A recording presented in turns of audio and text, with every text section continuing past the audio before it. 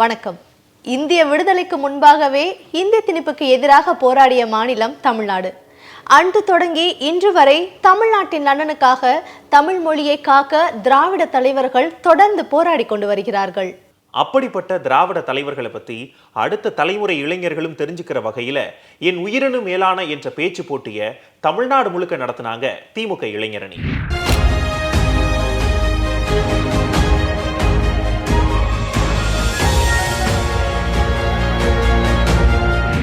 இந்த போட்டியில தமிழ்நாடு முழுக்க 17,000த்திற்கு மேற்பட்ட இளைஞர்கள் கலந்துக்க விண்ணப்பிச்சிருந்தாங்க. அதுல நூற்றுக்கணக்கான இளைஞர்கள் கலந்துக்கிட்டு திராவிட தலைவர்களை பத்தியும் திராவிட இயக்கத்தை பத்தியும் ஸ்லாகிச்சு பேசியிருந்தாங்க. அதை இப்ப பார்க்கலாம். முத்தமிழ் சூரியன் செந்தமிழ் நாயகன் திருக்குவளை தந்த தங்க மகன் ஓய்வறியா வித்தகன் 50 ஆண்டுகள் திராவிட முன்னேற்ற கழகத்தை வழிவகுத்து வந்த அண்ணாவின் அன்பு தம்பி. கலைஞர் என்பது வெறும் பெயர் அல்ல, தமிழ்நாட்டின் அடையாளம். இங்கு அனைவரும் சட்டத்தின் முன் சமம், அனைவருக்கும் சம பாதுகாப்பு வழங்க வேண்டும் என்பது சமூக நீதி. தந்தை பெரியாருடைய லட்சிய பயணங்களும் அதன் போராட்டங்களும் அதனுடைய வெற்றிகளும் தான் இன்றைக்கு தமிழ்நாடு காணுகிற வளர்ச்சி என்பதோடு நாம் எல்லாம் பெற்றிருக்கின்ற உயர்வு. முத்தமிழறிஞர் கலைஞர் அவர்களின் நூற்றாண்டை முன்னிட்டு திமுக இளைஞரணி மற்றும் கலைஞர் செய்திகள் நடத்திய மாபெரும் பேச்சு போட்டி.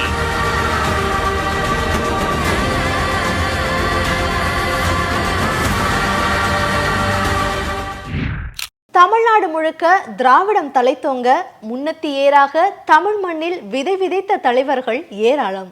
அதில் கடைசி வரை திராவிடத்தின் வேர்களை இம்மண்ணில் நிலை பெற செய்ய போராடியவர் தந்தை பெரியார்.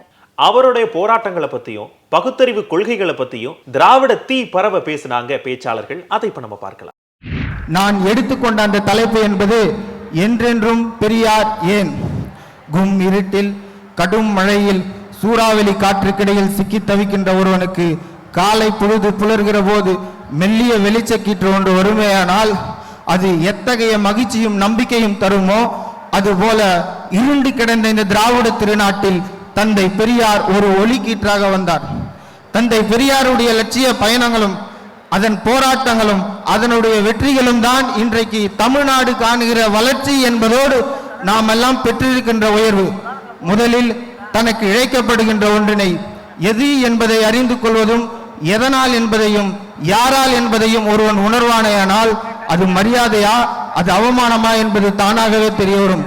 இது அவமானம்தான் என்பதை முதல் உணர்த்தியது தந்தை பெரியார் அவர்கள். அதுவரை இது விதிக்கப்பட்டது என்று கருதினார்கள். அதுவரை இது மீறி செயல்பட்டால் ஆண்டவனுக்கு துரோகம் இழைத்ததாக கருதப்படும் என்று எண்ணி இருந்தவர்களுக்கிடையில் இல்லை, இது திட்டமிட்டு உனக்கு இழைக்கப்படுகின்ற அவமானம், இதில் இருந்து நீ மீண்டு எழ வேண்டும் என்கின்ற உரிமை குரலை அழுத்தமாக எழுப்பியவர் தந்தை பெரியார் அவர்கள். பொதுவா பாதிக்கப்பட்டவர்கள் போராடுவது என்பது இயல்பு. ஆனால் பாதிக்கப்பட்டவர்களுக்காக போராடுவது என்கின்ற சரித்திரம் அது தந்தை பெரியார் அவர் தொடங்கிச்சு. மார்ட்டின் லூதர் கிங் கருப்பரின விடுதலைக்காக போராடினார் என்று சொன்னால் அவர் அந்த இனத்தை சார்ந்தவர். ஆனால் ஆட்சிக்கு வந்து சட்டத்தை மாற்றினாரே ஆபிரகாம் லிங்கன், அதுதான் மாற்றத்திற்கான அடையாளம். நான் பாதிக்கப்படவில்லை, ஆனால் பாதிக்கப்படுபவரின் குரலாக பாதிக்கப்படுபவரின் வாளாக எப்படி உலகளவில் லிங்கனை பார்ப்பதை போல தந்தை பெரியார் அவர்கள் கிளம்பினார்கள். எத்தனை பெரிய சரித்திரம், எவ்வளவு பெரிய மாற்றம். சில தலைமுறைகளுக்கு முன்னால் நம்முடைய குடும்பம், நம்முடைய முன்னோர்கள், நம்முடைய மூதாதையர்கள் என்று யாரெல்லாம் சொல்கிறோமோ அவர்கள் வாழ்ந்த வாழ்க்கை, அவர்களுக்கு இழைக்கப்பட்ட அநீதி, இது அத்தனையும் மாறி இன்றைக்கு தலை நிமிர்ந்து நடக்கிறோம் என்று சொன்னால் அது தந்தை பெரியாரால் என்பதை இன்றைய இளைய சமுதாயம் உணர்ந்தாக வேண்டும் என்று சொல்லி, அன்பானவர்களே, சாதிகளின் சகதியினால் மதங்களினால் மண்மேடாக புழுதிமேடாய் கடந்த இந்த தமிழ்நாட்டை புரட்டி போட்ட பூகம்பம் தந்தை பெரியார் அவர்கள். ஆக கடைசி மனிதனுக்கும் இங்கே சமூக விடுதலை கிடைக்கின்றவரை, ஆக கடைசி மனிதனுக்கும் இங்கே கல்வியும் வேலை வாய்ப்பும் பொது சுகாதாரம் என அனைத்தும் எல்லோருக்கும் எல்லாம் கிடைக்கின்றவரை இந்த மண்ணில் என்றென்றைக்கும் தந்தை பெரியாரும் அவர் உருவாக்கிய இந்த திராவிட பேரியக்கமும் சமூக நீதியும் இருந்தே தீரும். தற்கால தமிழ்நாட்டின் வளர்ச்சியில நூற்றாண்டு போற்றப்படும் கலைஞரின் செயலும் சிந்தனையும் உழைப்பும் நிறைஞ்சிருக்கு. அது மட்டும் இல்லாம குடிநீர் வடிகால் வாரியம், குடிசை மாற்று வாரியம்னு பல திட்டங்கள் அவருடைய எண்ணத்துல உதிச்சதுதான். இன்னைக்கும் நவீன தமிழ்நாடாக காட்சியளிக்கும் அத்தனையிலையும் அவர் தான் வாழ்ந்துகிட்டு இருக்காரு. கலைஞருடைய சாதனை சரித்திரத்தை பத்தி பேச்சாளர்கள் நிறைய பேசினாங்க. அதை இப்ப பார்க்கலாம். நவீன தமிழ்நாட்டின் சிற்பி கலைஞர். கலைஞர் என்பது வெறும் பெயர் அல்ல, தமிழ்நாட்டின் அடையாளம். தமிழர்களின் உணர்வுகளிலும் உள்ளங்களிலும் அவர்களின் இல்லங்களிலும் நெய்க்கமர நிறைந்திருக்கிறது. அவரது பெயர் இந்த மண்ணில் வாழும் ஒவ்வொரு மனிதனின் வாழ்விலும் தாக்கத்தை ஏற்படுத்தியிருக்கிறது. சமத்துவமான கண்ணியமான வாழ்க்கையை குறித்து தொலைநோக்கு பார்வையும் தமிழ்நாட்டின் எதிர்காலம் குறித்து மாபெரும் கவனமும் அவருக்கு இருந்தது. தன் சிந்தனையால், நிர்வாகத்திறனால், எளிய மனிதனின் மீதான அக்கறையால், மானுட பற்று நிறைந்த கொள்கை உறுதியால், தீட்டிய திட்டங்களால் தமிழ்நாட்டின் முகத்தை மாற்றியமைத்தார். தந்தை பெரியாரின் மாணவன், அறிஞர் அண்ணாவின் தம்பியுமான அவர் தமிழ்நாட்டின் முதலமைச்சராக முதல் முறை பதவியேற்ற போது சமூக நீதிக்கான விதையை ஆழ ஊன்றி வைத்தார். ஆம், அதுவரை வழக்கத்தில் இருந்த மனிதனே இழுத்து செல்லும் கைரிக்ஷா முறைக்கு 1973ஆம் ஆண்டு முடிவு கட்டினார். குடிசை மாற்று வாரியத்தை உருவாக்கினார். சமூக நீதியில் தனியார் தாகம் கொண்டிருந்த அவர் மிகவும் பிற்படுத்தப்பட்டோர் பிரிவை உருவாக்கியதோடு இஸ்லாமியர்களுக்கும் அருந்ததியர்களுக்கும் தனி ஒதுக்கீட்டிட்டார். இது லட்சக்கணக்கான மக்கள் வாழ்வில் ஒளியேற்றப்பட்டது. கடைக்கோடி மனிதனுக்கும் கல்வி கிடைக்க வேண்டும் என்பதை நோக்கமாக கொண்ட அவர் பள்ளி இறுதி வரை இலவச கல்வி என அறிவித்தார். மாணவர்களுக்கு இலவச பஸ் பாஸ் வழங்கி உயர்கல்விக்கும் வித்திட்டார். மாவட்டத்துக்கு ஒரு மருத்துவக் கல்லூரி, வேளாண் பல்கலைக்கழகம் முதல் பல நிறுவனங்கள் நிறுவினார். கலைஞர் நவீன தமிழ்நாட்டின் சிற்பி. கலைஞர் என்பது வெறும் பெயர் அல்ல, தமிழ்நாட்டின் அடையாளம். அது ஒரு சகாப்தம். தலைவர்களுக்கெல்லாம் தலைவர், கலைஞர்களுக்கெல்லாம் கலைஞர், முதல்வர்களுக்கெல்லாம் முதல்வர்.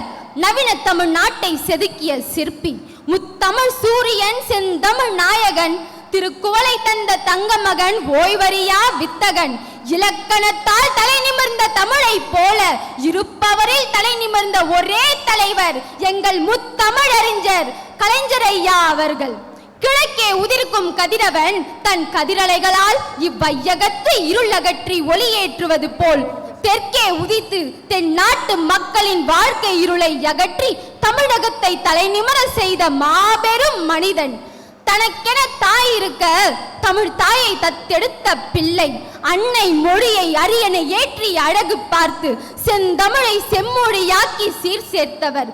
புத்தி மறந்த தமிழர் நெஞ்சிலே பராசக்தியாய் உதித்த சூரியனே, உனது பேனாவில் இருந்து சிந்தியது மையும் அல்ல, அது பொய்யும் அல்ல, அது கொதித்தெழுந்த தமிழனின் குருதி, அவன் நெஞ்சிலே இருந்த உறுதி. உலகத்திலேயே உலக வரலாற்றை எழுத நினைக்கிறவர்கள் இந்திய வரலாற்றை எழுதாமல் இருக்க முடியாது. இந்திய வரலாற்றை எழுத நினைக்கிறவர்கள் தமிழ்நாட்டு வரலாற்றை எழுதாமல் இருக்க முடியாது. தமிழ்நாட்டு வரலாற்றை எழுத தொடங்குகிறவர்கள் டாக்டர் கலைஞர் ஐயா அவர்கள் வரலாற்றை எழுதாமல் எவராலும் இருக்க முடியாது. என் தலையில் சூட்டிய கிரீடத்தை கூட எவனாலும் தட்டி பறிக்க முடியும். ஆனால் என் கையிலே இருக்கக்கூடிய என் எழுதுகோலை எவனாலும் தட்டி பறிக்க முடியாது என தன்னுடைய 94வது அகவை வரையிலும் எழுதிக் கொண்டே இருந்தாரே. ஒவ்வொரு நிமிடம் எப்பொழுதெல்லாம் அவருடைய பேனா தலை குனிந்ததோ அப்பொழுதெல்லாம் தமிழன் தலை நிமிர்ந்தான் இந்த தேசத்தில்.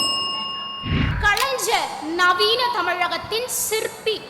கலைஞர் நவீன தமிழகத்தின் சிற்பி.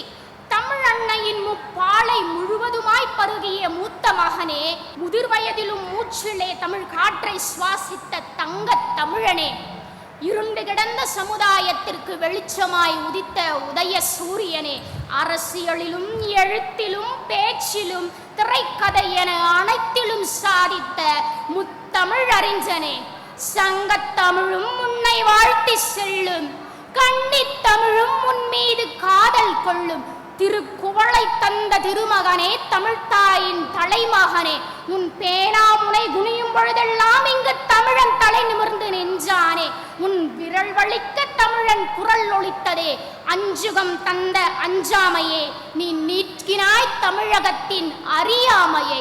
3 ஆண்டுகள் கடந்த முத்தமிழ் தலைவா, 3 தலைமுறைகள் கண்ட முத்தமிழ் தலைவா, எங்கள் தமிழர்கள் வாழ்வின் வித்தான தலைவா, நீ கவிதை எழுதினால் அது காவியம், நீ வசனம் எழுதினால் அது வாழ்க்கை தத்துவம்.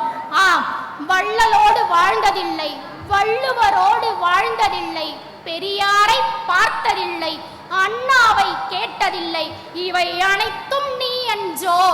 அரை நூற்றாண்டு அரசியலின் சரித்திரமே, அரை நூற்றாண்டு அரசியலின் சரித்திரமே. ஆம், விமர்சனங்களுக்கும் அஞ்சாத விந்தையே, எதற்கும் அஞ்சாத சிந்தையே, சமுத்திரம் கடந்த சரித்திரமே, சமத்துவம் கடந்த சரித்திரமே. ஆம், தமிழனின் உணர்வுகளை உழவு செய்தாய், தமிழரின் இருதயத்தை களவு செய்தாய். அறிஞர் கலைஞர் ஐயாவின் தொலைநோக்கு பார்வை, கோடிக்கணக்கான தமிழ் மக்களின் நெஞ்சங்களில் அவர் என்றைக்கும் வாழ்ந்து கொண்டுதான் இருக்கிறார். தமிழ்நாட்டை கட்டி காத்த பெருமை கலைஞருக்கு உண்டு. அவர் அறிமுகப்படுத்திய ஒவ்வொரு திட்டமும் தமிழ்நாட்டை அடுத்த கட்டத்திற்கு உயர்த்தி நிற்க செய்தது. இப்பொழுது இருக்கும் தமிழ்நாட்டிற்கு அடித்தளம் போட்டதே கலைஞர் தான். தமிழ்நாட்டை முன்மாதிரி மாநிலமாக மாற்ற அவர் ஏற்படுத்திய திட்டங்கள் ஏராளம். குடிநீருக்காக கலைஞர் செயல்படுத்திய திட்டங்கள் கிராமப்புறங்களிலிருந்து தமிழகத்தை உரை செய்தது.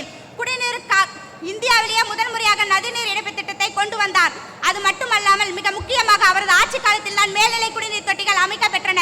குழந்தைகளை தூக்கி கொண்டு பல கிலோமீட்டர் நடந்து சென்ற பெண்களுக்கான வரப்பிரசாதம் தான் இந்த திட்டம். அவர் கொண்டு வந்த ஒவ்வொரு திட்டமும் பெண்களின் வளர்ச்சிக்கு உறுதியாக அடித்தளமிட்டது. பெண் கல்வியை ஊக்குவிப்பதற்காக 8ஆம் வகுப்பு வரை படித்த பெண்களுக்கு 5000 ரூபாய் திருமண உதவித்தொகை வழங்கினார். பெண்கள் 8வது வரை படித்தால் போதுமா என சிலர் கேட்டார்.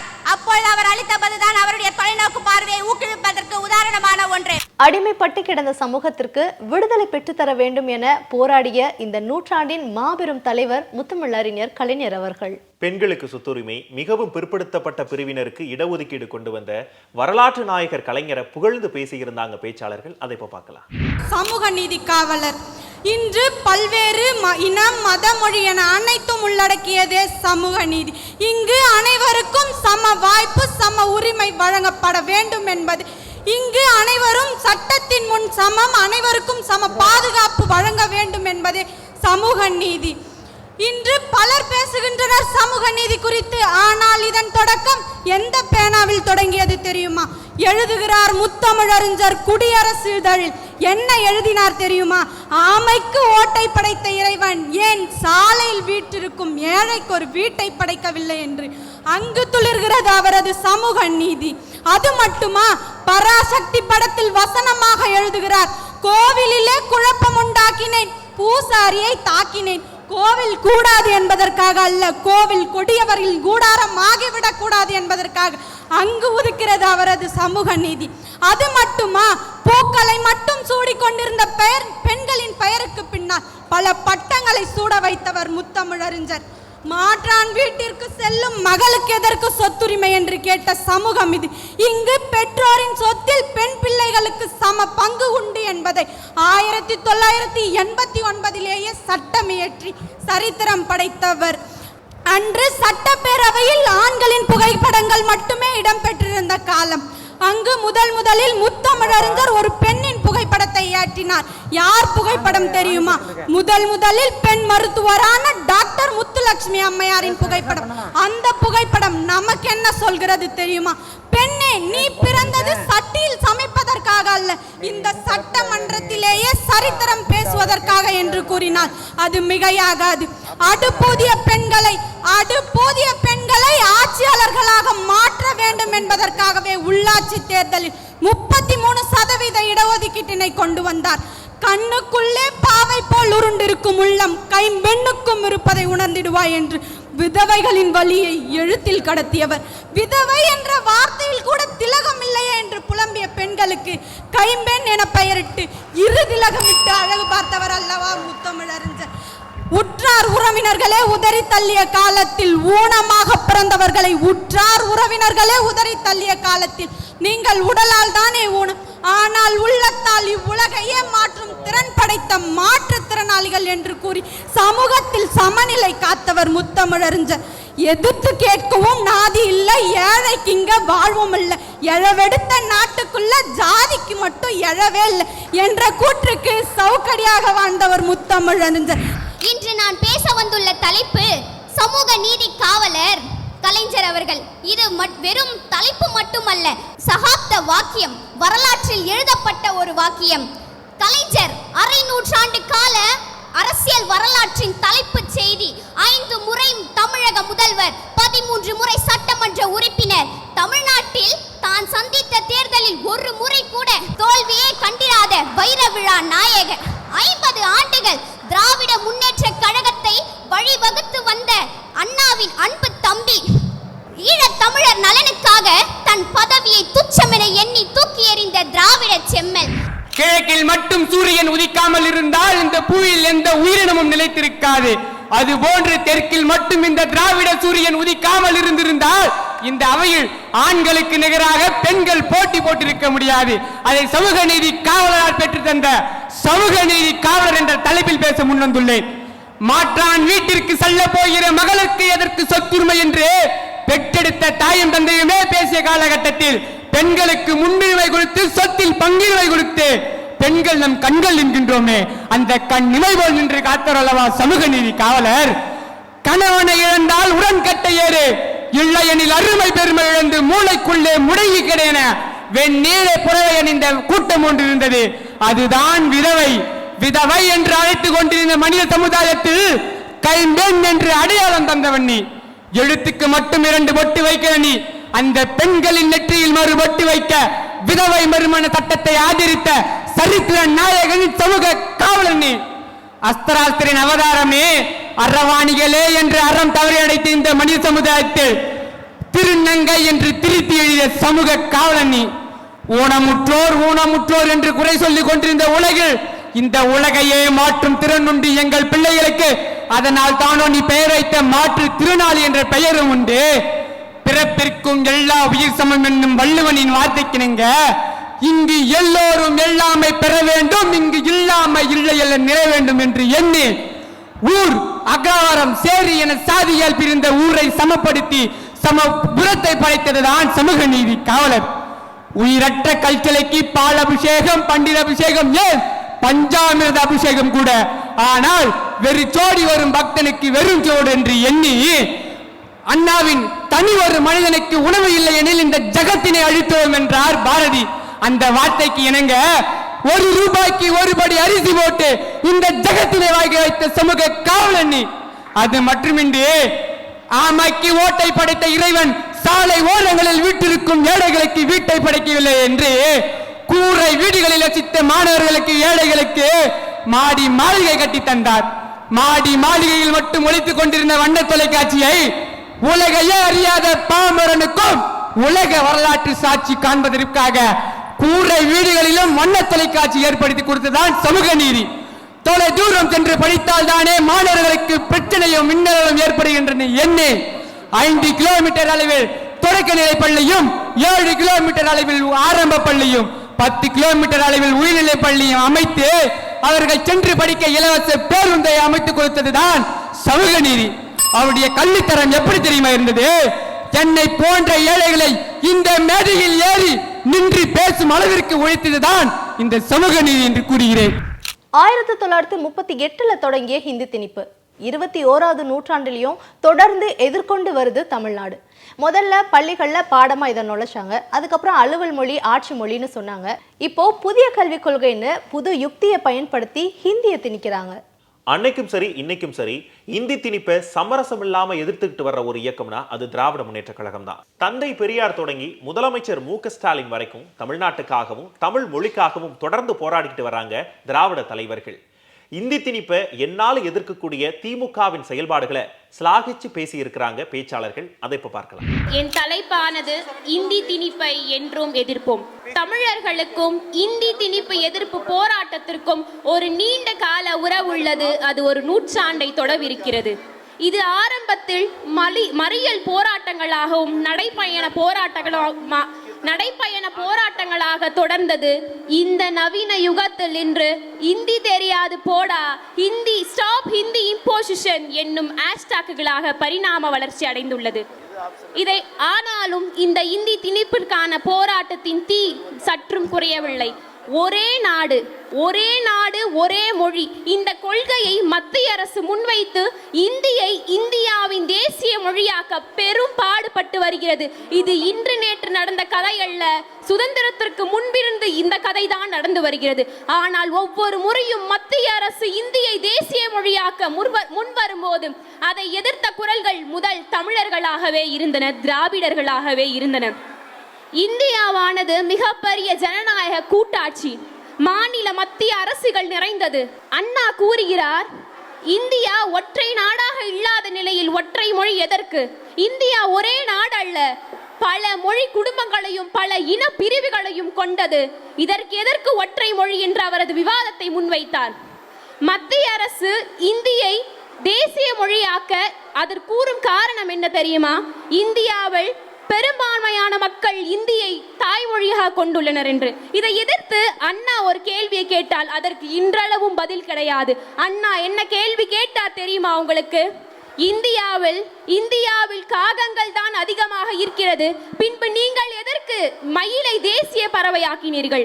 நாடு முழுவதும் எலிகள் தான் அதிகமாக இருக்கிறது, பின்பு நீங்கள் ஏன் எதற்கு புலியை தேசிய விலங்காக ஆக்கினீர்கள் என்று இன்றளவும் மத்திய அரசு அதற்கு பதில் கூறவில்லை. ஓடி வந்த இந்தி பெண்ணே, நீ தேடி வந்த கோழை நாடல்ல இது என்று கலைஞர் தனது 15 வயதில் தமிழ் மொழிக்காக இந்தியை எதிர்த்து மொழி போருக்காக கொடி உயர்த்தினார். அவர் இறக்கும் வரையில் தமிழ் மொழிக்காகவே உழைத்தார். 1965ஆம் ஆண்டு இந்தி திணிப்பு எதிர்ப்பு போராட்டத்தின் உச்சகட்டம். திமுக தலைவர்களும் தொண்டர்களும் மாணவர்களும் தெருவில் இறங்கி போராடினர் இந்தியை எதிர்த்து. இதில் பலர் சிறை சென்றனர். கலைஞர் அவர்கள் பாளையங்கோட்டில் சிறையில் அடைக்கப்பட்டது குறிப்பிடத்தக்கது. இந்த போராட்டத்தின் எதிரொலியாகவே தமிழகத்தில் முதலாக திமுக 1967ஆம் ஆண்டு ஆட்சி பிடித்தது. இன்றும் நமது முதல்வர் திரு மு க ஸ்டாலின் அவர்கள் இந்தியை எதிர்த்து கூறுகிறார். இந்தி மாநிலம் வேண்டுமா, இந்தியா மாநிலம் வேண்டுமா, ஒற்றை மொழி வேண்டுமா, ஒற்றையாட்சி வேண்டுமா, ஒற்றுமையான ஆட்சி வேண்டுமா என்று இந்தியை எதிர்க்கின்றனர். நிறைவாக ஒன்று கூறுகிறேன். நாம் இந்தியை எதிர்க்கவில்லை, இந்தியை கற்க இங்கே எவரும் தடை செய்யவில்லை, இந்தி மொழியை மதிக்கின்றோம். ஆனால் இந்தி திணிப்பை தான் எதிர்க்கின்றோம். என் பேச்சானது, எனது கோபமானது இந்தி மொழியை எதிர்த்தல்ல. இது வெறும் தமிழரின் குரல் அல்ல. இந்தியை தாய்மொழியாக கொண்டிராத அனைத்து இந்தியர்களின் கோபம் தான் எனது பேச்சு. நாம் தமிழர்கள், நாம் திராவிடர்கள். பெரியாரின் சுயமரியாதையும் அண்ணாவின் மாநில சுயாட்சியையும் கலைஞரின் சமூக நீதியையும் ஒருங்கே காத்து நிற்கிறார் நம் அனைவரின் முதல்வர் மு க ஸ்டாலின் அவர்கள். அனைத்து சாதியினரும் அர்ச்சகராகலாம்ங்கிற சட்டத்தை இயற்றி பெரியார் நெஞ்சில் தைத்த முள்ள அகற்றி ஒரு வரலாற்று நாயகராக உருவெடுத்திருக்கிறாரு முதலமைச்சர் மு க ஸ்டாலின் அவர்கள். எண்ணற்ற திட்டங்களால இல்லம் தோறும் கொண்டாடப்படும் திராவிட மாடல் நாயகரை பற்றி பேச்சாளர்கள் பேசியிருந்தாங்க. அதை இப்ப பார்க்கலாம். தலைப்பு: திராவிட மாடல் நாயகர் முதல்வர் மு க ஸ்டாலின். பதவியிலிருந்து ஆட்சி செய்பவர்கள் சிலர், பறந்து கொண்டே நாட்டில் இல்லாமல் ஆட்சி செய்பவர்கள் சிலர், பணங்களில் இருந்து ஆட்சி செய்பவர்கள் சிலர், ஆனால் மக்களின் மனங்களில் இருந்து என்றும் நீங்காது இடம் பிடித்துக் கொண்டு ஆட்சி செய்து கொண்டிருப்பவர் நமது கழக தலைவர், நமது முதல்வர், மக்களின் முதல்வர், திராவிட மாடல் நாயகர் மு க ஸ்டாலின் ஐயா அவர்கள். ஒரு காலம் இருந்தது, சேர சோழ பாண்டியர்கள் ஆட்சி செய்து கொண்டிருக்கும் போது அந்நியர்களின் குதிரை குளம்பொலிகள் கூட விந்தியத்திற்கு தெற்கே ஒலிக்கவில்லை என்ற காலம் இருந்தது. அதுபோல திராவிடம் அல்லாத எந்த ஒரு ஆரிய ஆதிக்க அந்நியமும் இந்த இந்தியத்திற்கு தெற்கே வேரூன்ற நுழைய கூட முடியவில்லை என்றால் அதற்கு காரணம் இந்த திராவிட மாடல், நம் முதல்வரின் திராவிட மாடல்.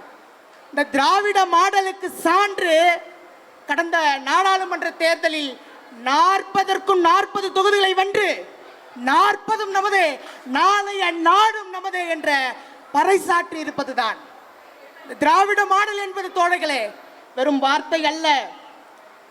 தெற்கே குமரி முனையில் 133 அடியில் வையன் வள்ளுவன் வழி நின்று இந்திய ஒன்றியத்திற்கு எதிராக சமத்துவத்தை நோக்கி எழுப்பப்பட்ட குரல் தான் இந்த திராவிட மாடல். இது நமது தலைவரின் செயல்முறை, நடைமுறை. இதுதான் திராவிடத்தின், தமிழகத்தின் தலைமுறை. எப்படி பெரியாரின் பெயரை பேசும்போது இந்த கூட்டம் பதறுகிறதோ, எப்படி அண்ணல் அம்பேத்கரை பேசும்போது பதறுகிறதோ, எப்படி அண்ணல் அண்ணாவை பேசும்போதும் கலைஞரை பேசும்போதும் பதறுகிறதோ, அதுபோல திராவிட மாடலை பேசும்போதும் நமது தலைவரின் பெயரை எடுக்கும் போதும் நாடாளுமன்றமும் அந்நிய ஆரிய ஆதிக்கமும் பதறிக்கொண்டிருக்கிறது. இன்னும் சொல்ல போனால் நம் இளைஞரணி தலைவரை பெயரை சின்னவர் என்று கேட்டாலே பதறிக்கொண்டிருக்கிறார்கள் இவர்கள். மதிய உணவு திட்டத்தை கொண்டு வந்து கல்வியில் மிகப்பெரிய புரட்சி செய்தார் காமராசர். அதற்கு ஒருபடி மேலாக சென்று காலையிலேயே நம் மாணவர்கள் எந்த ஒரு பசியின்மையின் முகமலர்ச்சியின்றியும் பள்ளிக்கூடம் செல்ல வேண்டும் என்பதற்காக காலை உணவு திட்டத்தை கொண்டு வந்தார். அது எவ்வளவு பெரிய திட்டம் தெரியுமா உங்களுக்கு? 1545 தொடக்க பள்ளிகளில் தினந்தோறும் 1,14,095 மாணவ மாணவிகள் பயன்பெற்றுக் கொண்டிருக்கிறார்கள். 2026ஆம் ஆண்டு தேர்தல் முடிவுகள் ஒலிக்கும் போது முத்துவேல் கருணாநிதி ஸ்டாலின் எனும் நான் என்ற குரல் ஒலிக்கும். கீழ்வானம் வெளுக்கும், கிழக்கு சிவக்கும், மீண்டும் உதயசூரியன் உதிக்கும் உதிக்கும் உதிக்கும் என்று. திமுக இளைஞரணி மற்றும் கலைஞர் செய்திகள் இணைந்து நடத்திய என் உயிரினும் மேலான பேச்சு போட்டியில வரலாற்றில் வென்று காட்டிய திராவிட தலைவர்களை சிலாகிச்சு பேசியிருந்தாங்க பேச்சாளர்கள். மீண்டும் அடுத்த என் உயிரினும் மேலான பேச்சு போட்டி நிகழ்ச்சியில உங்களை சந்திக்கிறோம். நன்றி, வணக்கம்.